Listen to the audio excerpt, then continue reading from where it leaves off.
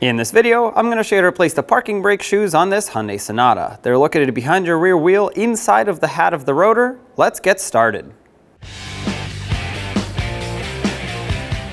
Use a 21mm socket, remove all 5 lug nuts, and then pull the wheel off. Keep in mind, if your vehicle has these hubcaps, they will want to come off as soon as you pull the lug nuts off, so remove those as well.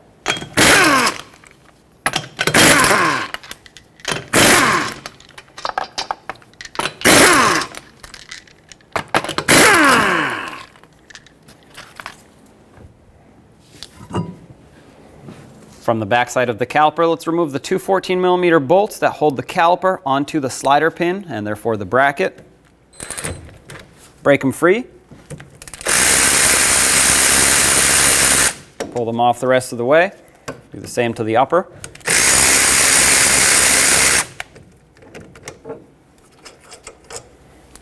You can take a little pry bar, squish the caliper in through this opening. This is going to allow you to remove some pressure off that piston so you can more easily remove it off of the bracket. I'm going to take this off and set it aside right over here on top of the sway bar. I basically don't want to pull on the brake hose. That is why I'm not going to let it hang. Just secure it up here. Use a 14mm socket and remove the 2 bolts holding the caliper bracket onto the knuckle.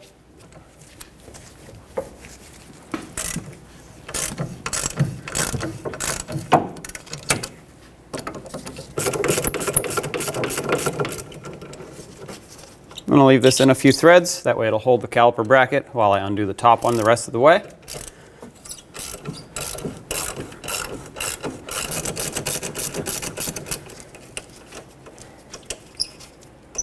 Finish removing the bolts. Inspect them. If they're in poor condition, you're going to want to source new ones. These are rusty, so I'll clean them up, but they are still reusable.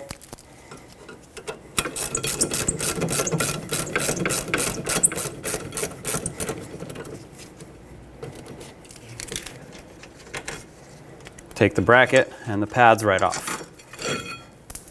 Remove the brake rotor. If it's seized on here, first of all, make sure the parking brake isn't applied. That would hold it on, but it's most likely seized on the hub, so use a hammer, tap between the lug studs, and that should break it free. Slowly walk it off, set it aside.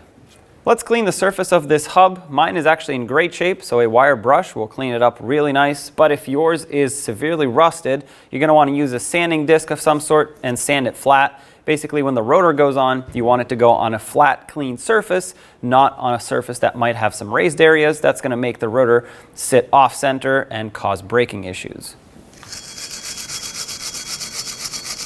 Make sure you get right around the edge here where the rotor sits. That's where it's going to seize up, most likely, if it does.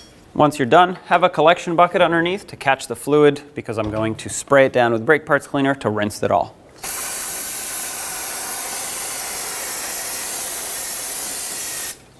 I know it doesn't look perfect, but it's clean and it's flat. I'm not worried about the rust discoloration. So at this point, we can continue. At the bottom of the parking brake shoes, you'll see the adjuster. I'm going to try to spin this to compress it a little bit. This will make it so that there's less pressure on the parking brake shoes as I try to remove this, which will help me out. Now, it's not always installed in the same direction. It doesn't have a particular direction. So I'm spinning it towards me right now, but for you, you might have to push it away from you to compress it. So just find the correct direction and just bottom it out.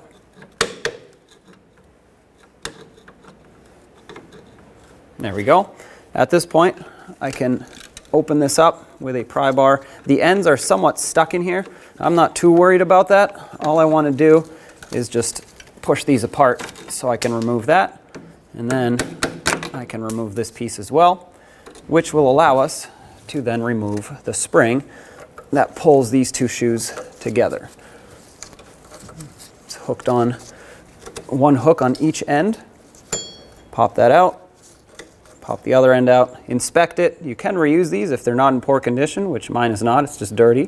So I'll set this aside. Now on the side of the shoe, you'll see where it's held on with a pin, with a spring and a little cap. The pin you have to hold from the backside. You can just feel for it. I like to use some needle nose locking pliers, clamp onto that cap gently. That's going to allow me to be able to push in and twist on it.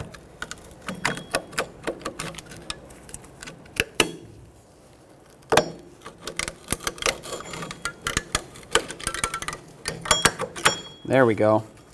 Once you get that twisted, it should pop through.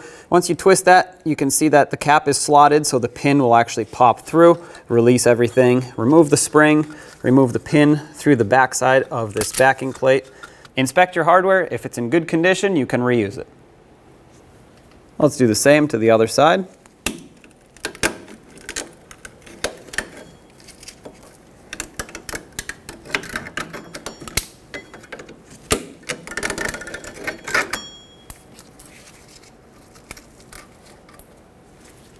Using a pry bar if needed, pry these shoes out. There's a spring at the top, but we can't take that out until the shoes are completely removed. So I'm going to try to get this out right here. Perfect. Now you can just grab the shoe itself from the bottom, and the other one, kind of pry it out of its spot.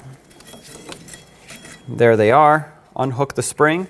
Make sure you keep it in this direction. You'll notice that at the top, this bar that goes in between is actually higher up. It's offset. So if you put it upside down, it actually might come in contact with the wheel bearing. So we're going to keep that this way. Here are your old parking brake shoes that we can now discard. Right up here, you'll see this lever. Now this needs to pivot, not just like this. This is moving inside of its mounting hole, but it needs to pivot on itself. Often it seizes up, especially if you don't use your parking brake. And in this case, well, it is seized. I sprayed it down with rust penetrant. We have to free it up. And the easiest way to do that is actually not by removing it, but rather leaving it in place, using a pry bar and just hammering it back and forth. Hammer here, through that pry bar. The vibrations and the impact will break it free eventually, especially if you keep it lubricated with some rust penetrant. Here we go.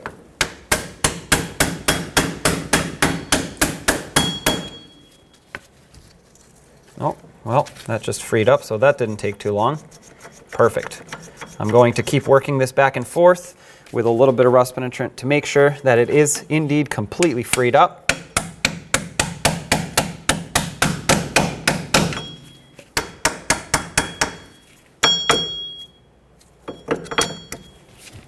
Work it back and forth as long as it takes to get this moving very smoothly, nice and free. I'm happy with this. This is perfect. I'm going to spray it down with brake parts cleaner now. I don't want all this rust penetrant just sitting around in here. Not only will it collect a lot of dust in here, but that's not really the main concern. The main concern is it's going to drip down, run on the parking brake shoes, and you want to avoid that. Spray this down gently. Work it back and forth as you do so it can clean inside. While we're at it, clean the rest of the backing shield.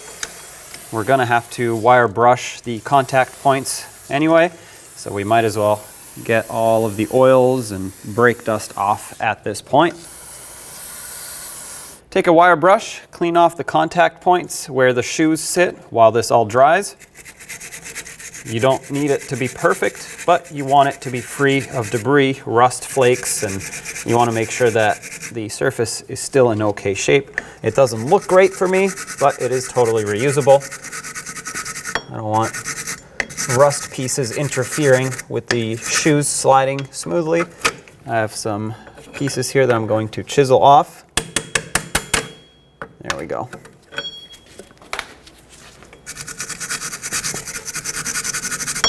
That's better. Just go around, do the same on the bottom and on the other side. Everything's dried off now after I sprayed it with brake parts cleaner. I rinsed the backing shield again after I was done wire brushing, and I'm going to lubricate this lever now. I have some silicone paste, which is rated for brakes. It's good for high temperatures. If you don't have high temp silicone paste, use some brake grease. Put it right on the areas that this is going to pivot on. And then it's going to be somewhat difficult to get it all in here, but just try to work it back and forth. Try to do your best to get the silicone paste in here. This is going to prevent it from seizing up in the future. And of course, the best thing to do in the end to keep it lubricated is to use your parking brake. This should be plenty lubricated here.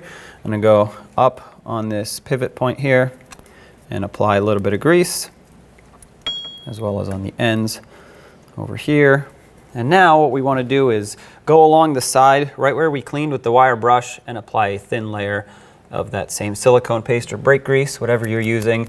The shoes actually rest up against the backing over here, and if you don't lubricate it, it could actually cause some squeaks or a little bit of grinding noise when you apply the parking brake, and you can avoid that by keeping it lubricated. We're going to do the same on the other side, all 3 contact points on the backing plate. Now let's take the shoes, make sure you have them in the right orientation. So this cutout, the smaller cutout with the notch sticking out on both, is going to be the top. All 4 shoes are going to be the same on this vehicle, so it really doesn't matter which one you put where. Hook the spring onto these oval cutouts, and remember that the part that goes in the middle needs to be offset to the top. And do that same thing over here.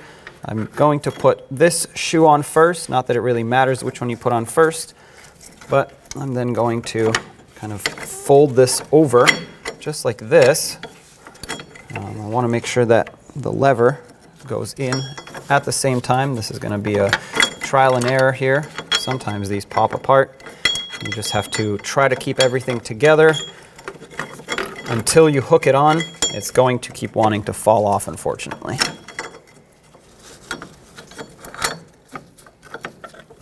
There we go, getting closer.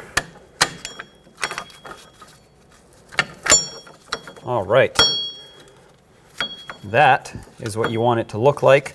Of course, they're still not going to stay very well because they're not secured, but you want the spring underneath this lever. This lever is seated in both cutouts on both shoes, and the shoes are seated in at the top on their pivot point. Take the pin, put it through the backing plate, and line it up with the shoe. Stick it through. I have my spring and the cap. I put a little bit of silicone paste right on the end of the spring. That's going to make it so that when I go to twist this cap in place, it'll twist more easily. It's not going to get stuck. Slide this over, and on these little springs, you can actually just use your thumbs, and this is what helps when I put the silicone paste in, because you can just press it on with your fingers and twist it in position after it slides onto the pin.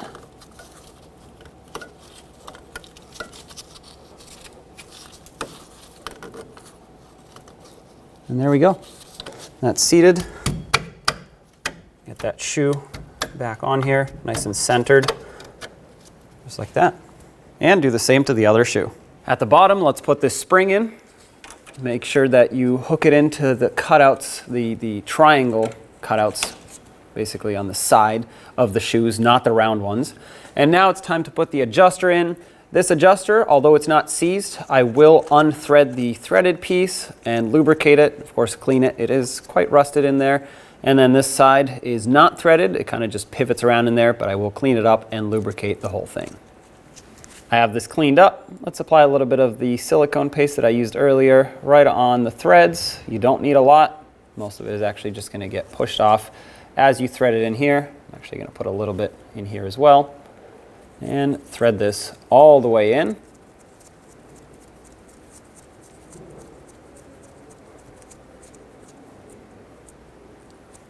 Wipe off all the excess, and I'm actually going to put it right up here on the contact point where it meets the shoe. On the other side, I'm going to stick the rest of my silicone that's on my brush right in here. This is the non-threaded end. This one just kind of pivots around here. I want to slide nice and smooth. Make sure everything is lubricated and free and is going to function as it's intended. Lubricate this side as well. And now let's install it in between the shoes. You're going to have to push them apart. The spring isn't too strong, so it shouldn't be too difficult to stick it in here. Just like that. And that is locked in place. Try to get these centered up. Make sure this adjuster stays retracted all the way so the shoes can be as close as possible to each other. We will adjust it once the rotor goes on, but if they're spread apart at all, sometimes with brand new brake shoes, you actually need this to be all the way in. Let's take the rotor and slide it over the hub. Make sure it's seated fully, and what you want to do is hold pressure on it and spin it. I can hear the parking brake shoes just barely touching. I want to see how much drag they have, if they have any at all. For these parking brake shoes, because they're not actually drum brakes, they're just for the parking brake, you don't actually want drag on this. You just want to hear them barely touch. So this right here actually feels and sounds just about right. Now what I want to do at this point is go in the vehicle, pull on the handbrake, apply it. That's actually going to expand the shoes and seat them properly, and we'll spin this again. I have this lug nut here with an axle nut as a spacer just to hold the rotor on nice and tight. Another trick to applying the parking brake, if you don't want to go in the vehicle, is to just use a pry bar and go on the back side where the cable goes and just push on the cable. So what you want to do is find this hole. This is for your adjuster. You can stick a flathead screwdriver in there, reach the adjuster wheel, and push it up or down in order to expand the shoes, and that avoids having to take off the rotor. That actually sounds perfect right there. You can hear it just a little bit, and it spins freely, so that's perfect. Now remove the rotor, and let's apply anti-seize to the surface of the hub. Use a thin layer and apply it to the entire surface to prevent rust from building up and prevent the rotor from seizing on in the future. Try to avoid getting it on the lug studs. If you get it on a little bit, that's fine, just wipe it off, but you don't want to lather it on completely. Once again, a thin layer will do the trick, because if you put too much, it'll actually squeeze out when you apply the rotor and tighten everything up, and that's going to start flinging everywhere as you drive, and you want to avoid that. Let's get the rotor on. Take your caliper bracket, slide it over the knuckle and the rotor. Have your bolts ready so you can start them in. That way it'll hold the caliper bracket in place. Once they're started on, let's bottom them out.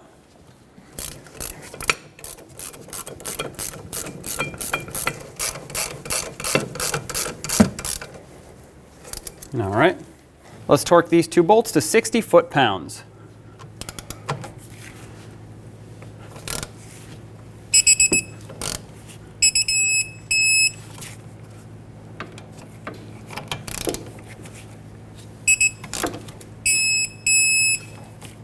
All right, take the caliper, slide it over the bracket, make sure it goes over the slider pins, just like that. Have your two bolts ready to start them on and resecure the caliper. Just move it around as needed to line things up. Once you have them started, snug them up.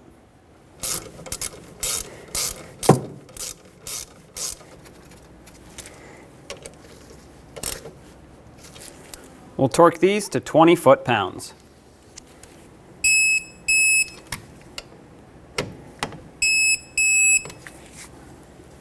Let's put the wheel back on. At this point, if your vehicle has a hubcap, you're going to want to put that on since the lug nuts go over that. You want to make sure that the cutout for the valve stem lines up, just like that. Start on all 5 of your lug nuts. We'll bottom them out in a cross pattern to seat the wheel, and then we'll torque them also in a cross pattern. That way everything can seat evenly.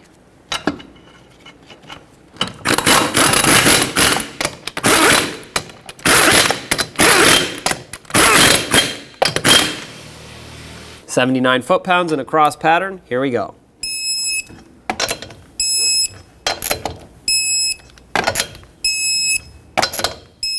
Double check them.